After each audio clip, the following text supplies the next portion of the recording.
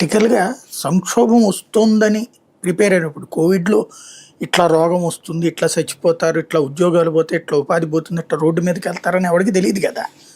సంక్షోభం అనేటటువంటిది ఎలా ఉంటదో ఎవడు అంచనా వేయలేడు. బట్ సంక్షోభం వస్తుంది అన్న జాగ్రత్త తీసుకోవడం ముఖ్యం. దుబారా ఖర్చులు కంట్రోల్ చేసుకోవడం, అలాగే మానసికంగా సంసిద్ధం కావటం, మరొక వైపున అన్నిటికీ ప్రిపేర్డ్‌గా ఉండటం ఏం జరిగినా అన్నటువంటి దానికి ఇప్పుడు అవసరం. ఆ రోజున కరోనా నేర్పిన పాఠం అది. ఒక భారీ సంక్షోభం ప్రపంచమంతా విస్తరిస్తే అప్పుడు ఎలా బ్రతకాలి అన్నది మనకు ఆ రోజు నేర్పినటువంటి పాఠం. అదే ఇప్పుడు ప్రస్తుతం నరేంద్ర మోడీ మరొకసారి గుర్తు చేస్తున్నారు. మనల్ని సిద్ధం కమ్మనమని చెప్తున్నారు. ఇప్పుడు సంక్షోభం ఎట్లా ఉంటుంది? ఎవడికి తోచింది వాడు ఏది పడితే అది మాట్లాడేసుకుంటున్నారు, ఏది పడితే అది లెక్కలేసుకుంటారు. తప్పు కూడా కాదు, అది భావ ప్రకటన స్వేచ్ఛ.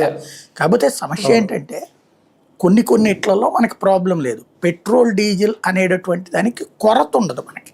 ఎందుకంటే మనకి రెండు వైపులతోనూ కాంటాక్ట్స్ బాగున్నాయి. యుద్ధం చేసేవాళ్ళు యుద్ధం వల్ల బాధితులు. అంటే ఇప్పుడు అమెరికా ఇజ్రాయెల్ కారణంగా ఇరాన్ బాధితురాలు, ఇరాన్ కారణంగా గల్ఫ్ దేశాలు బాధితులు. గల్ఫ్ దేశాలు మనకు మిత్ర దేశాలే, అమెరికా ఇజ్రాయెల్ మనకు మిత్ర దేశాలే, ఇరాన్ మనకు మిత్ర దేశమే. మనకి ఎవరితోనూ శత్రుత్వం లేదు.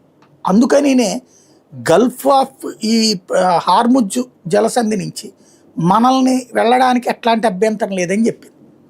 అది పరిమితంగా 6-7 దేశాలని అనుమతిస్తున్నామని చెప్పిన జాబితా